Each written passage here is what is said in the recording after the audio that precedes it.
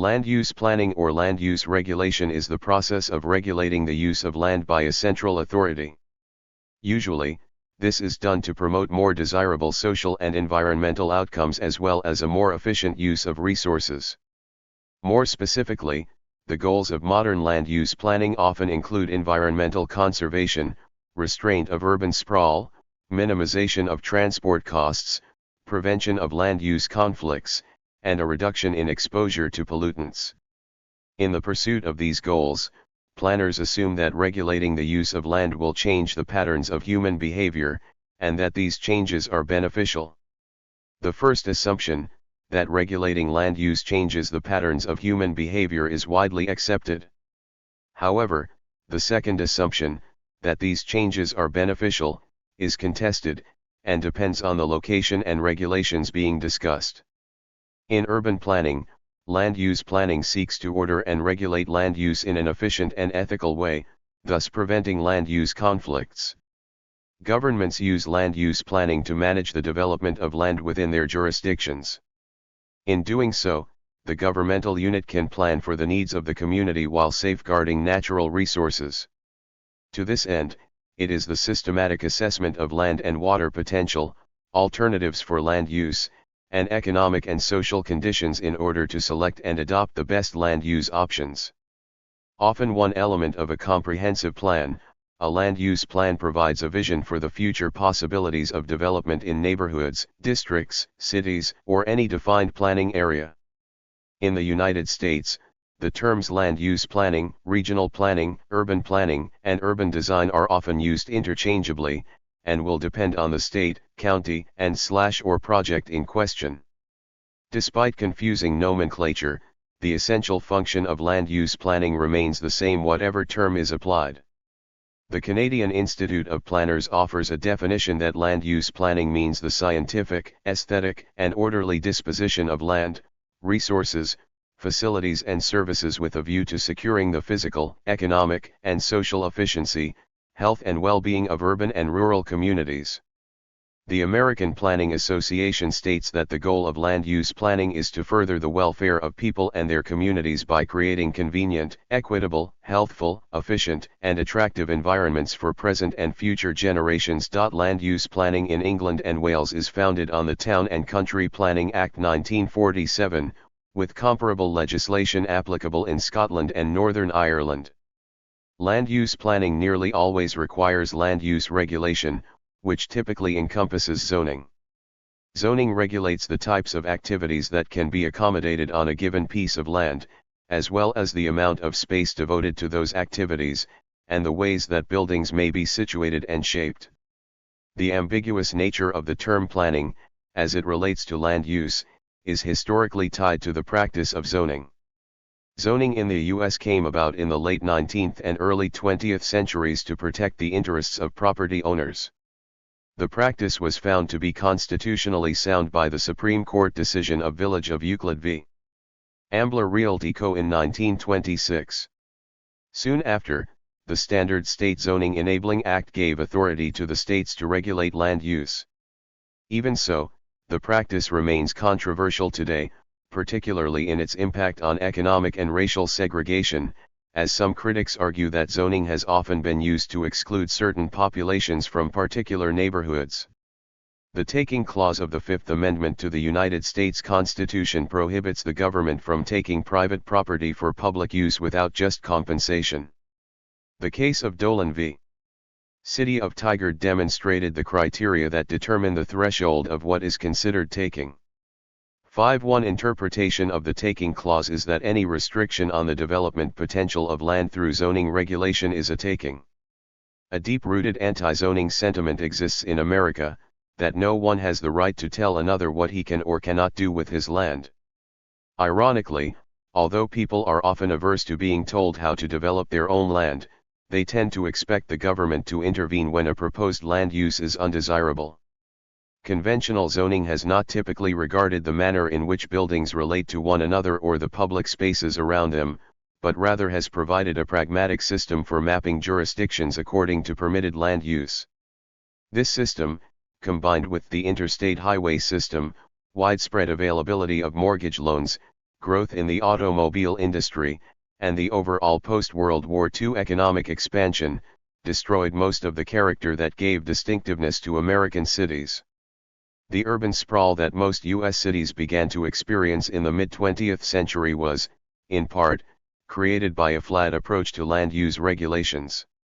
Zoning without planning created unnecessarily exclusive zones. Thoughtless mapping of these zones over large areas was a big part of the recipe for suburban sprawl. It was from the deficiencies of this practice that land use planning developed, to envision the changes that development would cause and mitigate the negative effects of such change. As America grew and sprawl was rampant, the much-loved America of the older towns, cities, or streetcar suburbs essentially became illegal through zoning. Unparalleled growth and unregulated development changed the look and feel of landscapes and communities. They strained commercial corridors and affected housing prices, causing citizens to fear a decline in the social, economic, and environmental attributes that define their quality of life. Zoning regulations became politically contentious as developers, legislators, and citizens struggled over altering zoning maps in a way that was acceptable to all parties. Land use planning practices evolved as an attempt to overcome these challenges. It engages citizens and policymakers to plan for development with more intention, foresight, and community focus than had been previously used. Land use planning is defined as the process by which optimum forms of land use and management are indicated, considering the biophysical, technological, social, economic, and political conditions of a particular territory. The objective of planning land use is to influence, control or direct changes in the use of land so that it is dedicated to the most beneficial use and maintains the quality of the environment and promoting conservation of the land resources. The territorial diagnosis and the generation of alternatives of management and environmental protection for the planning of the use of the land produces the indispensable knowledge necessary for the formulation of the policies of use, contributing to the search of competitive and sustainable productive and extractive activities and systems. The methodological process of land use planning contributes to orienting the location of economic and social activities regarding the aptitude of the land and providing solutions to conflicts of use, indicate the base of natural resources that should remain and protected areas, point out the areas exposed to natural hazards and their management, identify sustainable productive and extractive activities and systems, guide the planning of land uses and indicate the areas that require land adaptation or recovery projects. In most countries, the local municipal council/local government, the body responsible of the environment and oftentimes the national government assume all the functions of land use planning, among them the corresponding function to territorial ordering, OT. For this reason, the highlighted bodies have among other responsibilities the promotion of the conservation and sustainable use of natural resources, establishing policies, criteria, tools, and procedures of the most appropriate, efficient and sustainable territorial order in coordination with any other relevant corresponding entities such as construction companies and the public. Application. Developing cities and towns, land use planning is an important component of city planning. The nature of cities required to the most beneficial use in terms of maximization of economic factors and promoting convenience, while maintaining the quality of the environment and promoting conservation of the land. The only way to achieve this is the utilization of the elements of land use planning. The concept of zoning. Zoning is the process by which areas of land are split into zones by appropriate establishments within which several users are assigned to each zone. Therefore, this makes zoning very important modus operandi in land use planning, where it is used to design urban areas in many countries. Lewis Roger, 1987. The topic of zoning is considered within the context of land use planning and design as a systemic perception. Zoning is used as a fundamental component of territorial planning, which is incorporated in the stages of the logical model of regional development. In the process of zoning, the actor divides land into units of different sizes, shapes and locations, according to the characteristics of the terrain and the corporality of a culture. The actor who generates a multiplicity of spaces using zoning, based on global spatial unit and the preferences of user who uses these spaces in multiple use form, decomposes his vision of it into 4 different dimensions, namely, deontic, cognitive, expressive, and aesthetics functions. Each of these dimensions represents land in different forms, intensities, positions and areas, which may not coincide with each other. The deontic space is that of the transforming actions of the world, of the duty to be and to do. The cognitive space is apprehended by the faculties of knowledge from the senses to the reason, such as the ecological and technological spaces. The aesthetic space refers to the scopes of feel and beauty. The expressive or indexical space corresponds to the internal and cultural expression of the identity of the person who organizes the space. Often, a 5th space is included, that is, the administrative space, which concerns the positioning of the legal, authoritative, and legislative base being planned. Zoning should not be considered as the end in itself, but only as a means of approximation in relation to geographical reality. Instead of imposing pre-established categories, it is about looking for landscape discontinuities. The category system, taxonomy, must allow a deepening, level, of the landscapes according to their scale. For each order of phenomena there are thresholds of manifestation and extinction that by themselves can justify the systematic differentiation of landscapes into hierarchical units. The study and zoning of the coverage and land use requires first defining the concepts of land, coverage, and use in order to avoid the problems of interpretation associated with the management of these concepts. The concept of land is defined as an entity formed by the mutual interaction of living and non-living nature in a recognizable portion of the Earth's surface. It is a more geographical than etymological definition. The Earth is conceived as the result of the integration of biophysical and socio-economic elements whose interrelation generates certain particular spatial units or landscapes. Therefore, land and landscape are considered in this guide as synonyms. Land cover, on the other hand, is defined as the different features that cover the land, such as water, forest, other types of vegetation, bare rocks or sand, man-made structures, etc. In general, these are the traits that can be directly observed in aerial photographs and frequently in satellite images. The concept of use applies to the employment that man gives to different types of coverage, cyclically or permanently to meet his material or spiritual needs. Basically, this is where the need for zoning arises. Conditions necessary. Community relations. For any land planning activity, the actors involved must involve the community or the public to put into consideration their opinions on the proposed land planning initiatives. After all, the land is being planned so that the public can enjoy the benefits that comes from land use planning. Government and legal support. The government can support land use planning initiatives in a myriad of ways. The first is by financing or subsidizing a section of land use planning activities. The second way is by reducing bureaucracy and administration bottlenecks that comes with obtaining permits and licenses. Pros and cons. Pros. Land use planning is an important growth framework. Certainly, prosperous urban areas have a vision that they must follow through a framework to achieve a development in a well-ordered way. Hence, land use planning provides the framework. A well-planned urban area is a well-prepared urban area. Anticipating the future allows for better preparedness. Indeed, the presence of natural phenomenon that represents a threat to human life activities implies a limitation in the use of land. It is necessary then to plan the use of the land taking into account its limitation in order to allow the containment of natural phenomenon and its manifestations, either by restricting the presence of human life and/or activities, adapting infrastructure conditions in a manner that reduces its vulnerability to natural phenomenon, or implementing plans conducive to risk mitigation. The absence of territorial planning plans, the lack of definition of areas exposed to threats, and the lack of studies on natural phenomena that might bring threats, ensure an increase in the number and magnitude of disasters of natural origin.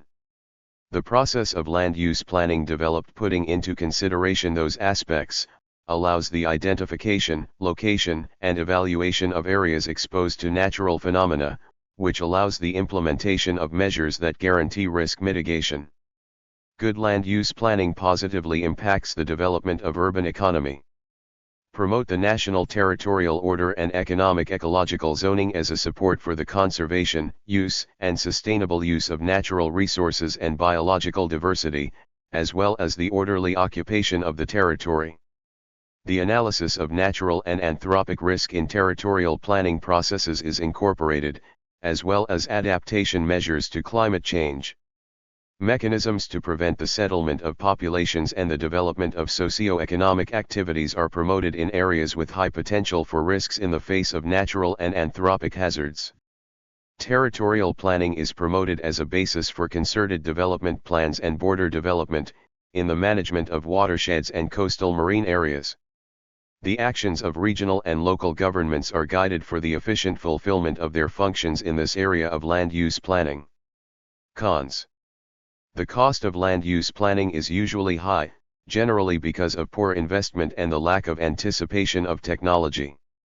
Land use planning theory has largely been shaped by case studies of cities in the global north. Countries all over the world, particularly in the global south, are seeing population booms and rapid urbanization.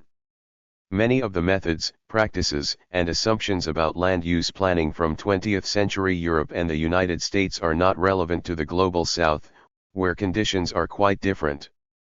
Many fundamental concepts associated with traditional land use planning, like zoning, have persisted despite a rapidly changing urban landscape. Fragmented land use planning codes can reduce construction productivity. Land use planning and environmental sustainability. In view of sustainable development, land use planning is seen as a political and technical administrative decision-making process agreed with social, economic, political, and technical factors, for orderly occupation and sustainable use of the land under development. On the other hand, it seeks regulation and promotion of the location and sustainable development of human settlements, economic and social activities, and spatial physical development, based on the identification of potentialities and limitations that consider environmental, economic, socio-cultural, institutional, and geopolitical criteria. By and large, these parameters are put in place in order to make sure that the environment is protected during land use or land development. Indeed, based on the recommendations of the United Nations in its Habitat Conference, land is assigned a high importance for the development of human life as it is the fundamental support for its permanence and development, this being the most important objective of the policy of human settlements. That is, the land resource is recognized as an essential element, which supports the social, political, and economic formation of society.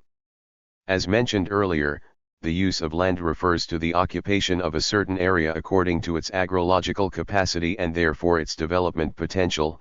It is classified according to its location as urban or rural.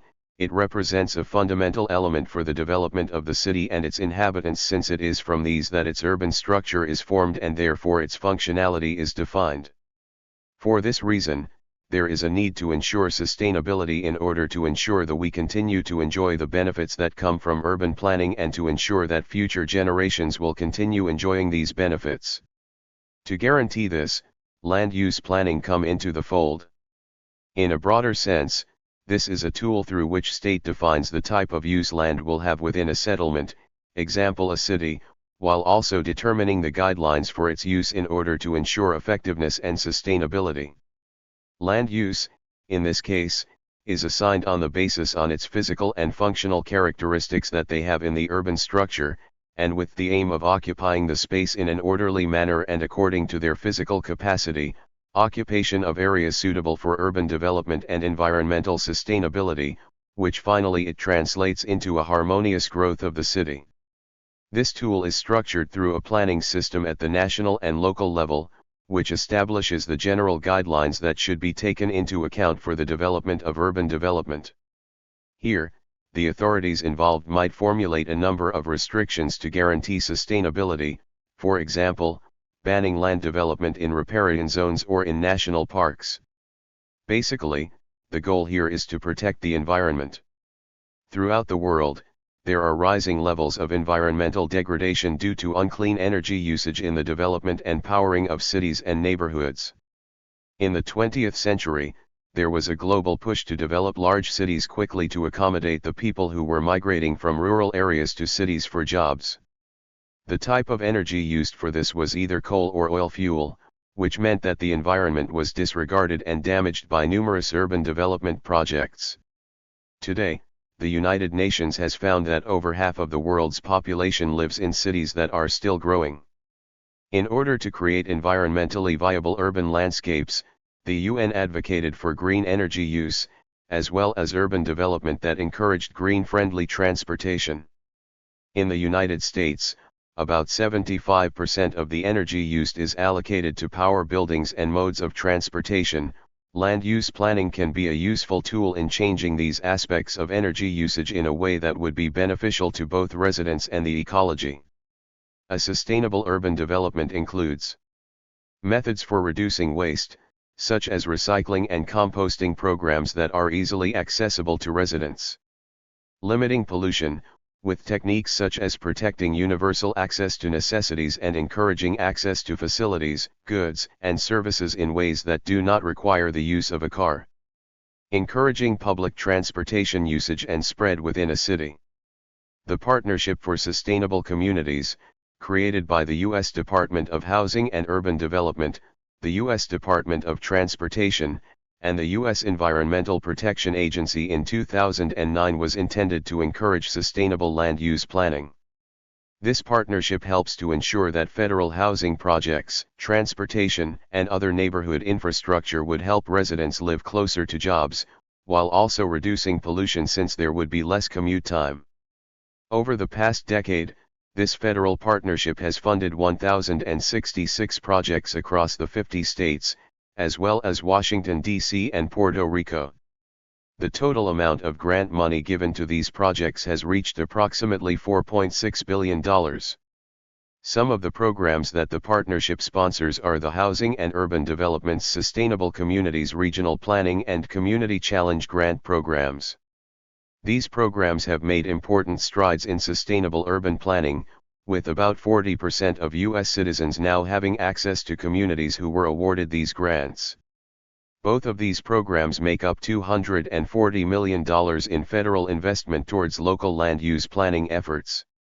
Various types of planning have emerged over the course of the 20th century. Below are the 6 main typologies of planning, as defined by David Walters in his book, Designing Communities, 2007. Traditional or comprehensive planning, common in the U.S. after World War II, characterized by politically neutral experts with a rational view of the new urban development. Focused on producing clear statements about the form and content of new development. Systems planning, 1950s to 1970s, resulting from the failure of comprehensive planning to deal with the unforeseen growth of post-World War II America.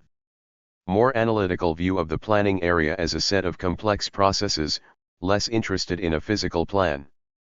Democratic planning, 1960s. Result of societal loosening of class and race barriers. Gave more citizens a voice in planning for future of community. Advocacy and equity planning, 1960s and 70s. Strands of democratic planning that sought specifically to address social issues of inequality and injustice in community planning. Strategic planning, 1960s present. Recognizes small-scale objectives and pragmatic real-world constraints. Environmental planning, 1960s present. Developed as many of the ecological and social implications of global development were first widely understood. Today, successful planning involves a balanced mix of analysis of the existing conditions and constraints, extensive public engagement, practical planning and design, and financially and politically feasible strategies for implementation. Current processes include a combination of strategic and environmental planning. It is becoming more widely understood that any sector of land has a certain capacity for supporting human, animal, and vegetative life in harmony, and that upsetting this balance has dire consequences on the environment. Planners and citizens often take on an advocacy role during the planning process in an attempt to influence public policy. Since the 1990s, the activist/environmentalist approach to planning has grown into the smart growth movement, characterized by the focus on more sustainable and less environmentally damaging forms of development. Moreover, there is changes on the requirements of land use planning over time.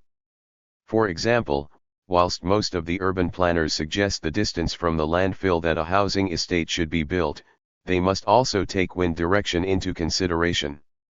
Smart growth supports the integration of mixed land uses into communities as a critical component of achieving better places to live. Putting uses in close proximity to one another has benefits for transportation alternatives to driving, security, community cohesiveness, local economies, and general quality of life issues. Smart growth strives to provide a means for communities to alter the planning context which currently renders mixed land uses illegal in most of the country. Professional planners work in the public sector for governmental and non-profit agencies, and in the private sector for businesses related to land, community, and economic development. Through research, design, and analysis of data, a planner's work is to create a plan for some aspect of a community. This process typically involves gathering public input to develop the vision and goals for the community. A charrette is a facilitated planning workshop often used by professional planners to gather information from their clients and the public about the project at hand. Charrettes involve a diverse set of stakeholders in the planning process, to ensure that the final plan comprehensively addresses the study area. Geographic Information Systems, or GIS, are very useful and important tools in land use planning. It uses aerial photography to show land parcels, topography, street names, and other pertinent information. GIS systems contain layers of graphic information and their relational databases that may be projected into maps that allow the user to view a composite of a specific area, adding an array of graphically oriented decision-making tools to the planning process. A transect, as used in planning, is a hierarchical scale of environmental zones that define a land area by its character, ranging from rural, preserved land to urban centers. As a planning methodology, the transect is used as a tool for managing growth and sustainability by planning land use around the physical character of the land. This allows a community to plan for growth while preserving the natural and historical nature of their environment. Natural ecology and historical identity of the city are matched to its topography in the urban landscape system approach that intends to mitigate effects of climate change and improve city branding through the ontology of place. Another approach to land use planning is the use of traditional and local knowledge, or TOC, or local, indigenous, and place-bound ways of knowing. Categories of TOC include 1. Knowledge about the environment, 2. Knowledge about the current use of areas, 3. Knowledge of management systems, 4. Values associated with the environment, i.e., spirituality and culture. There is growing literature about how to effectively incorporate and represent TOC in land use and management plans. Police power is the basis for land use planning authority in the United States. This authority is usually delegated by state governments to local governments, including counties and cities. It is these local governments that most frequently exercise police power in land use planning matters. The regulation of land use based on police power is distinct from the taking of private property by the government through the power of eminent domain. If the regulation of land use is done under the authority of the police power, the private property owner isn't typically entitled to compensation as they would be if property was taken under the power of eminent domain. The court decision in the case Commonwealth v. Alger was related to land use planning and dealt with the construction of a wharf on privately owned tidelands around Boston Harbor. Milan city is located in northern Italy. It is the second most populous city in the country after Rome with a population of over 4 million, the CBD and its metropolitan boroughs. Every area in Milan is a segment that starts from the center and reaches the city limits, so that central areas and peripheral areas are part of the same area. In Milan, zones are not identified by names but numbers. The City Hall Area 1 of Milan includes the entire historical center, starting from the geographical center of Milan in Piazza Duomo up to the Cerchia dei Bastiani. The Town Hall Area 2 goes from Piazza della Repubblica to Crescenzago, Turro, Greco and Precado. The Town Hall 3 goes from Porta Venezia to Lamrate, passing through Città Studi. The Town Hall Area 4 goes from Porta Vittoria to the Ferlanini Park, also including Porta Romana, Corvetto, and Santa Giulia. The Town Hall 5 goes from Porta Ticinese to the Agricultural Park, passing through Cisarosa and Grottosaglio. The Town Hall 6 goes from the Darsena, up to Barona, Laurenteggio, and Gaiambellino. The City Hall Area 7 goes from Porta Magenta to Baggio and Figano, passing through Sansiro. The Town Hall Zone 8 goes from Porta Volta to Quarto Ojaro, passing through QT8 and Galleries. And lastly, the Town Hall Area 9 goes from Porta Nuova to Niguarda and Bovisa. The idea here is to allow members of the 9 zones to get easy access to the CBD. Effective measures have been put in place to limit the impact of human activities on the many water bodies in the city, such as restricting land development in riparian areas. In fact, the drive for the establishment of the city on the land where it stands was easy accessibility to water. Land use planning is an important method for sustainable development for indigenous communities. Indigenous peoples in the United States and Canada often have fragmented or diminishing land bases with limited uses. Oftentimes, these land bases are also far from urban centers and with limited expansion ability. Since European settlers first began colonizing the American continent, indigenous peoples have lost 98.9% of their land, a Yale study found. The lands indigenous peoples were forced onto are facing current and future climate change-related risks. This fact leads to the perpetuation of systematic inequity for indigenous peoples, since livelihoods, preservation of culture and tradition, access to adequate housing, and access to resources are all factors that are deeply rooted in land. Many indigenous groups are embracing land use planning to determine the future of their territories. In Canada, for example, the Dicho First Nations have developed a land use plan that honors cultural traditions and elders' knowledge, and incorporates conservation, development zones, and other categories. This plan, which has been extensively researched, can serve as an excellent model for other indigenous nations, and for cities and areas across North America. While most of the examples discussed in this article were drawn from cities in the global north, land use planning has been employed in cities all over the world. The global north has traditionally been dominant in planning theory and practice. However, as the world continues to quickly urbanize, and the global population increases, most of the new global population growth is occurring in cities in the developing world, or the global south. Many of the assumptions about land use planning do not hold true elsewhere in the world, especially as developing nations face urbanization at a more rapid scale than most countries in the global north.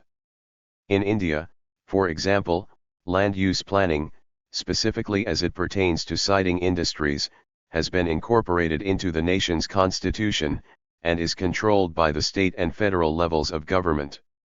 The future of land use planning. Due to the increasing discussions in the issues of climate change and global warming, the future of land use planning will be dominated by environmental sustainability themes more than economic convenience. Also, due to the fact that the world is quickly urbanizing, and this massive population growth is mostly occurring in cities in the global south, some of the assumptions we have formed about land use planning must be reimagined, as common theory and practice is no longer always relevant to those cities that are currently practicing land use planning. Thank you for watching this video.